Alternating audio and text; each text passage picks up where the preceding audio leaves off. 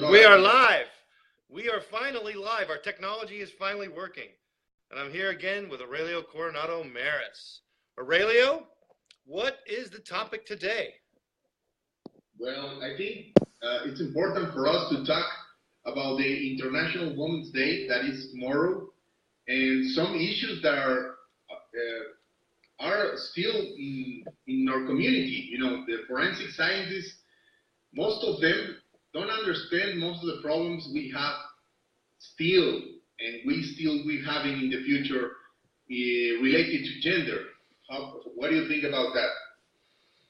I think it's totally true. I'll share with you a conversation that I just had with my wife on this very issue, because it actually bears repeating.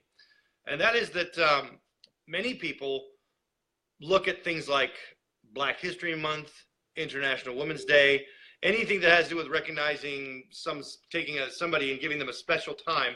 It's almost like, well, if we have to do this, then doesn't it show how far apart we are? And the answer is, of course, yes, it does. So this is I believe this is one, it's a recognition for how far apart we are and how far we have to go with respect to women's rights. But also, we're not really talking to educated people. We're talking to people who are uneducated and people who are in positions of power and authority who are still gender biased, even though they might not know it, as well as kids who are growing up and who may not understand the worth that they have or the opportunities they should have, right? Yeah, that's obviously it's a big issue. You know, it's a great conversation who's every day. But the problem is that people tend to confuse the conversation and the everyday problems with the real issues that are related to crimes. I mean, yes.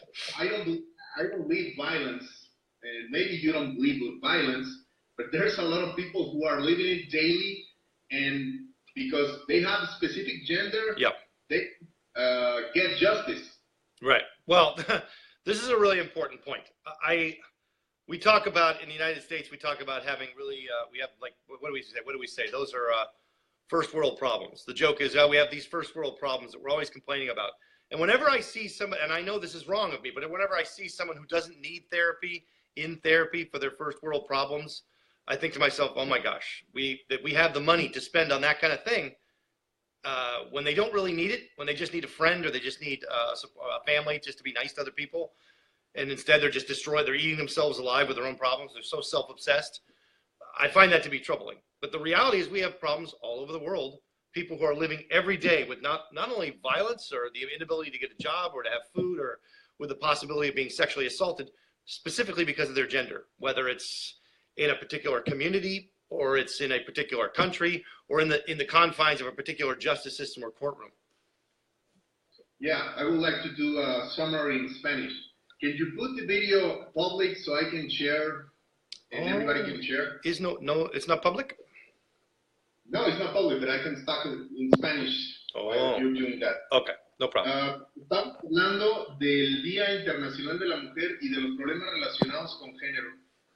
Dice el doctor que hay que hacer una diferenciación entre los problemas, digamos, públicos, los problemas más bien privados, cómo percibimos nuestra vida cotidiana y los problemas reales que están viviendo muchas personas que viven en la marginalidad. El género sigue siendo una variable que hace que se viva distinto, que se tenga acceso en particular a la justicia de manera distinta.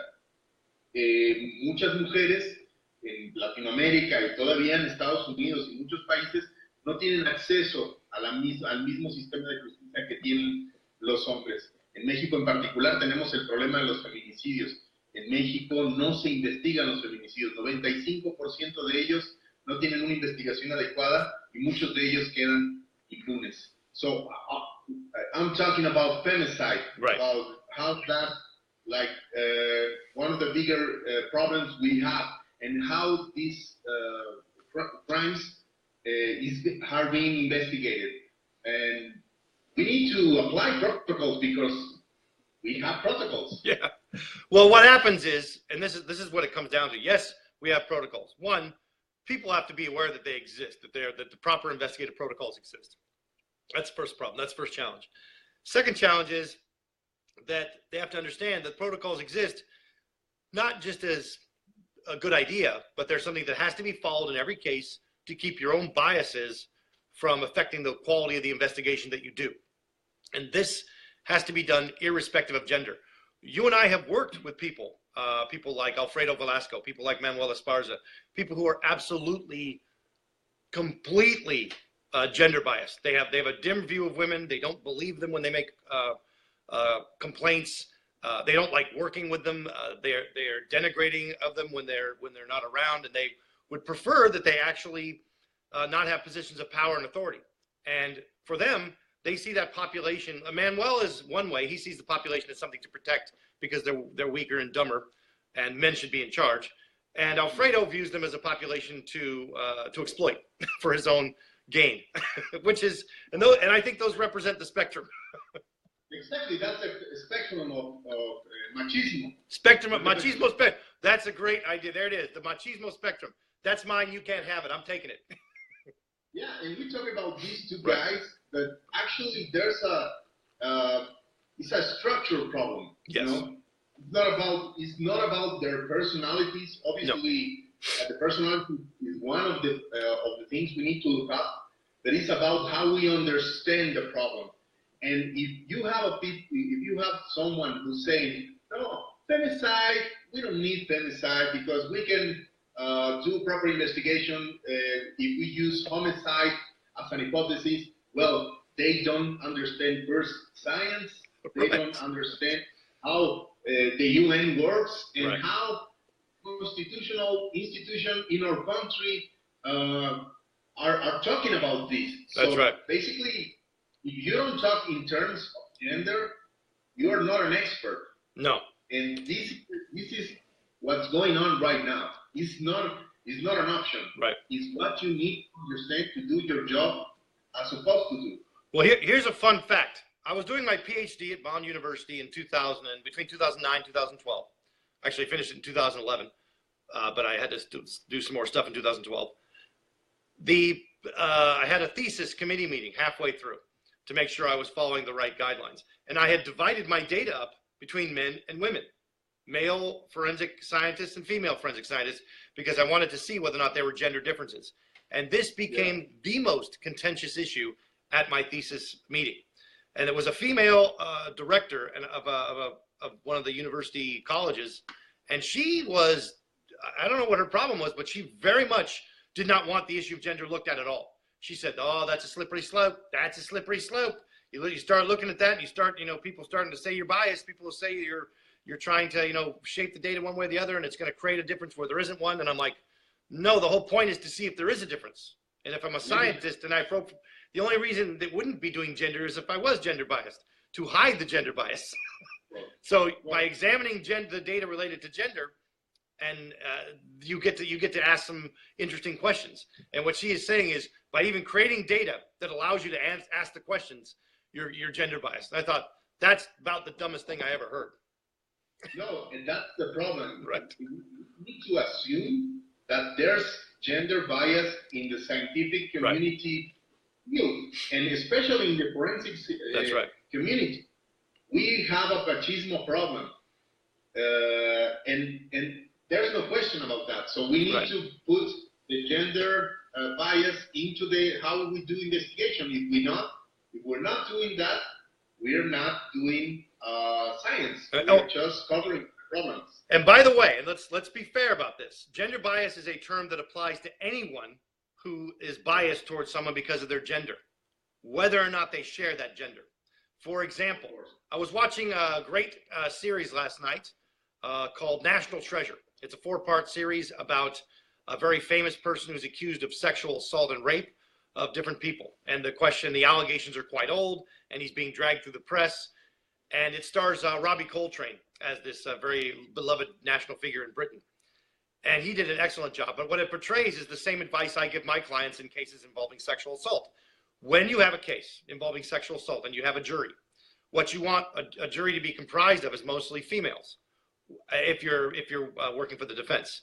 The reason why is because females never believe other females who are accusing other people of sexual assault. They just don't. What they'll do is they'll be more likely to acquit the defendant. If you have a white male jury, that jury will be more likely to convict because out of guilt, because they don't want to appear to be biased in their gender. Females don't believe they're the female. So they are their own worst enemies in that regard, and that's something I'd like to see change.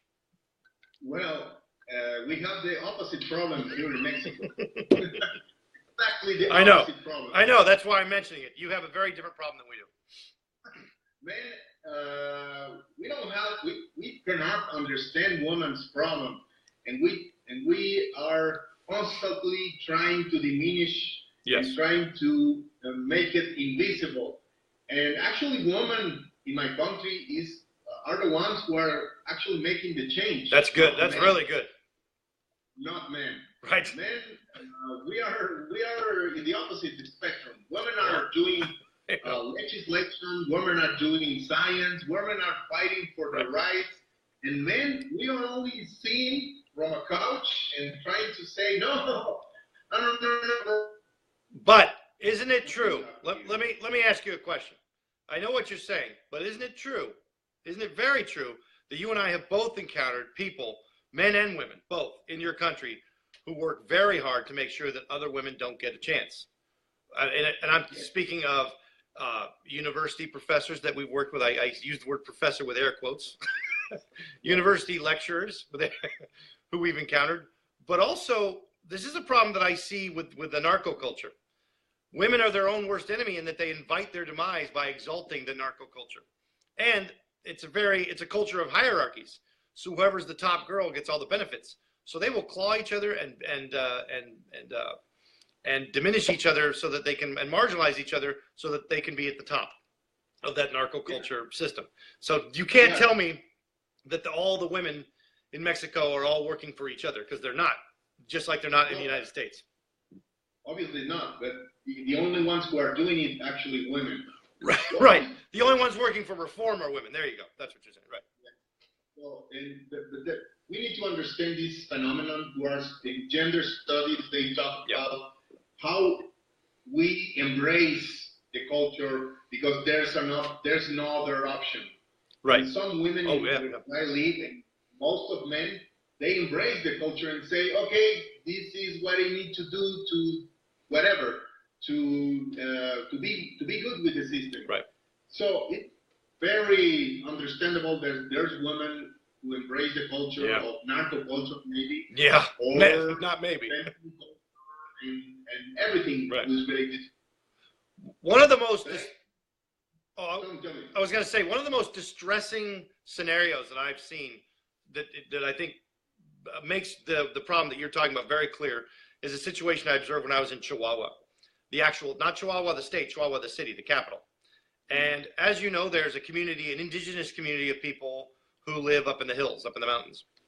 And very often the women are down in the city begging for food and begging for money from strangers in the city. Yeah. Even though that community of indigenous people are given money every month so that they can live. Now, it's obviously terrible, and it's obviously a welfare system that doesn't work at all. But what happens is the men take the money that they get for the family, because they're in charge, and they use it for drugs, gambling, and prostitution.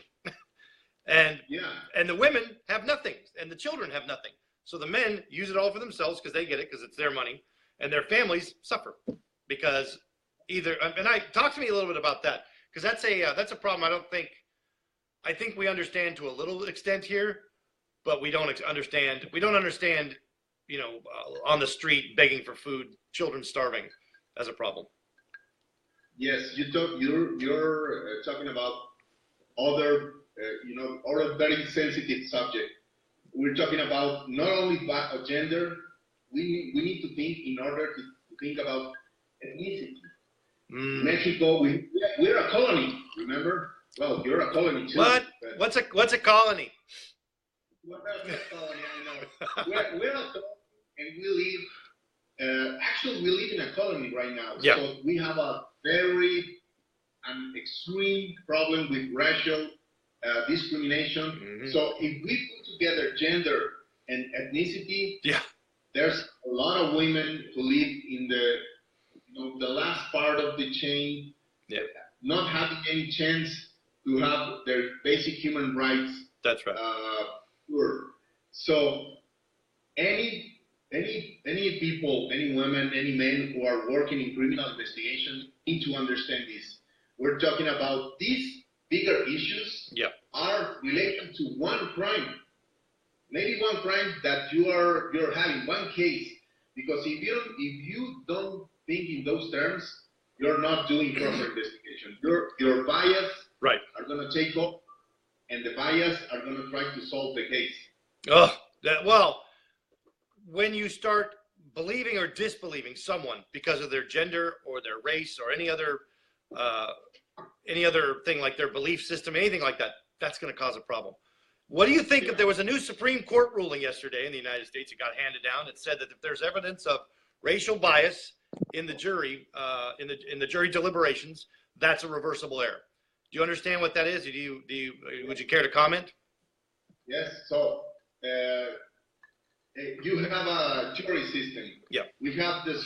We don't have that. We have a group of judges who do it. Right. It's a judicial panel, 3 or 5 people. Yes. So that's very important because that opens to these bigger issues that we are talking. Right.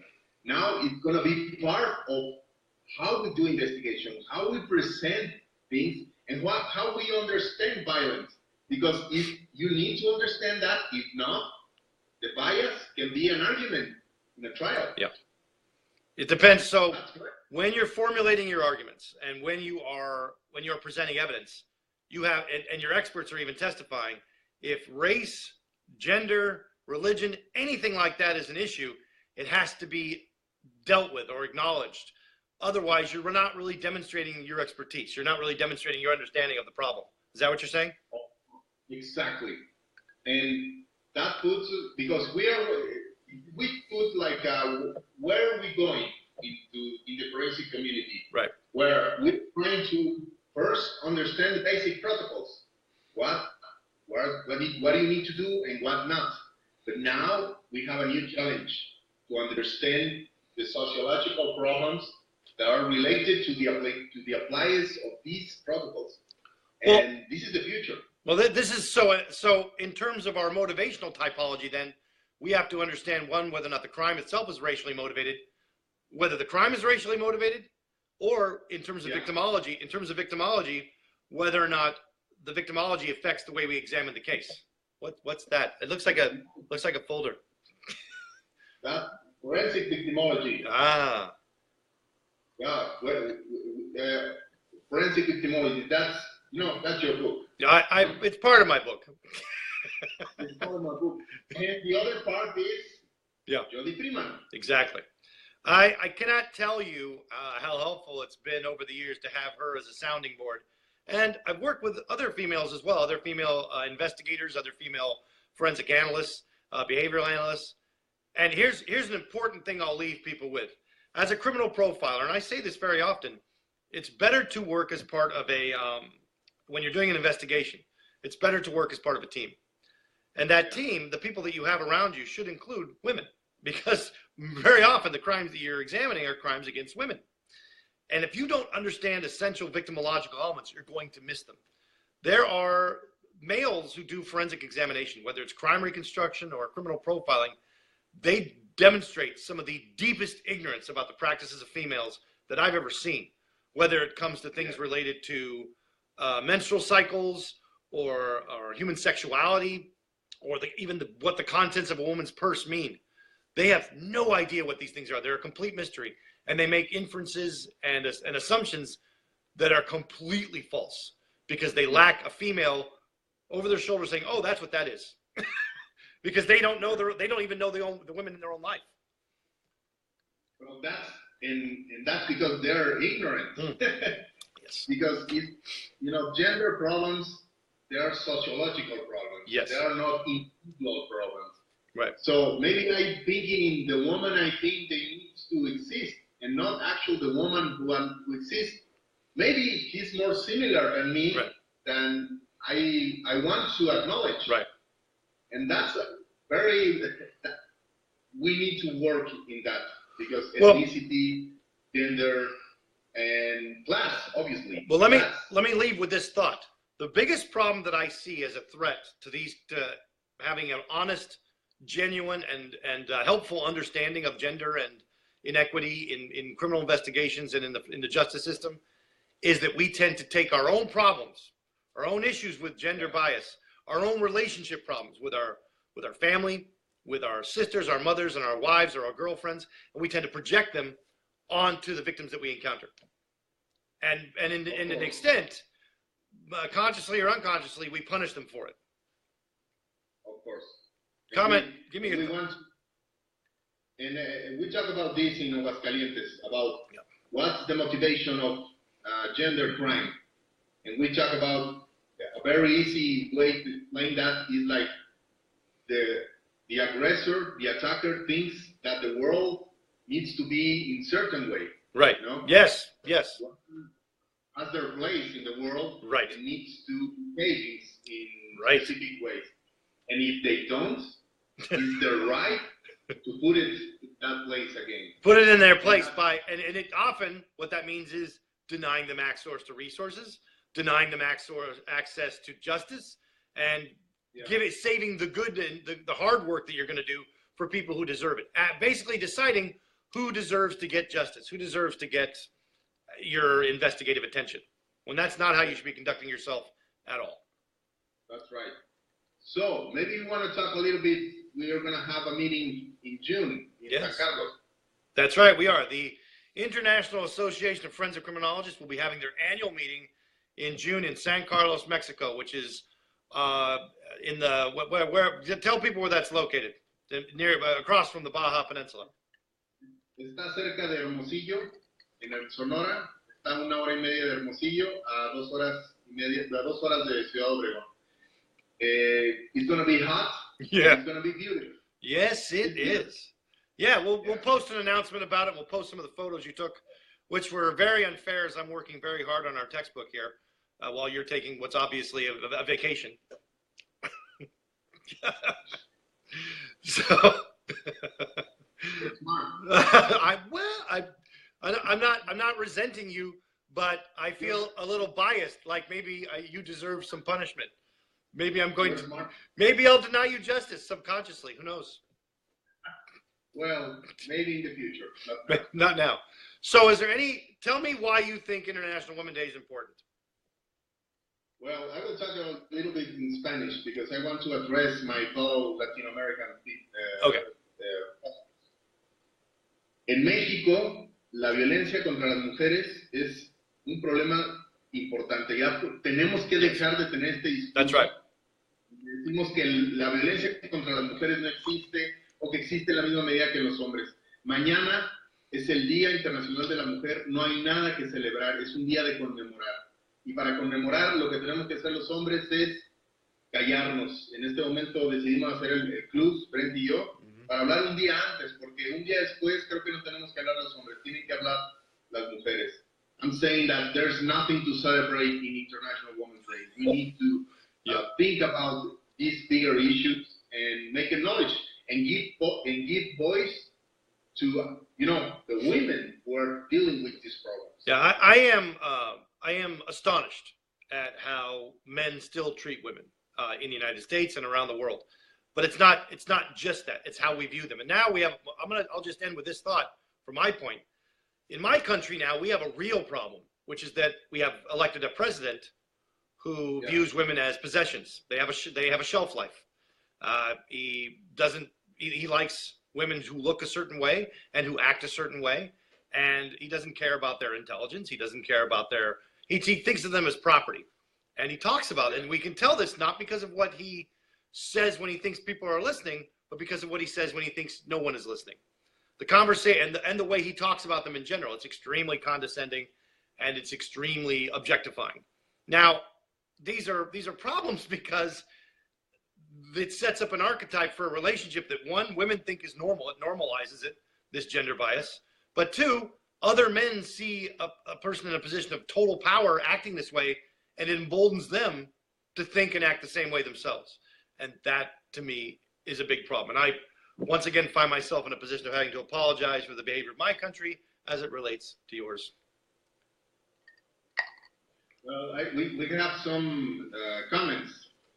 But Yeah. following that logic, we must have protocols not only for the murders of women. I saw that, yeah. Have a specific protocol. Kids, yes. Yeah, Thank you. that's exactly right. That's right.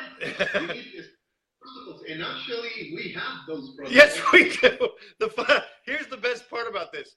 I was giving a lecture on victimology to a group of students, about 20 of them, and there was a guy there from the Coast Guard, and he said, man, when I started taking criminology, I thought this would be an easy A, but what you're talking about, it's starting to sound real hard, like there's actual work involved. And he said it legitimately. He said it like he was being completely honest, like it was a thought that just occurred to him that he was going to have to study to understand the subject matter. And I'm like, yeah, it is. It's for serious professionals. Yeah, so that's right, Cortázar. We need protocols for each one of specific problems. I want to say hola to Carrie Gates. Carrie Gates, I mean. She speaks a little Spanish, and she says hola. Hola. Marcela Corpo says, the Mexican justice system is permeated by corruption and historical macho behavior. Yes, you're totally right. And Angela Canal says, Spanish please. Bueno, Ángela, vamos a tratar de hacer estos encuentros con más español. Vamos a tratar de hablar español y tratar de hacer pausas para que hablemos un ratito en español y luego en inglés. Saludos, Arturo. Arturo is watching us, so we can say hi to Arturo. Yeah. Troy Mosley is agreed. So thank you all for. All right, thank you as well. And Aurelio, thanks again for joining me this week. We'll talk again next week, but we're going to put a link. I want you to put a link to the venue in San Carlos and the dates for the ABP meeting, the IAFC meeting coming up in June, so people have that, okay? Okay, I will. All right, thanks a lot, my friend. I appreciate the talk. See ya. See ya.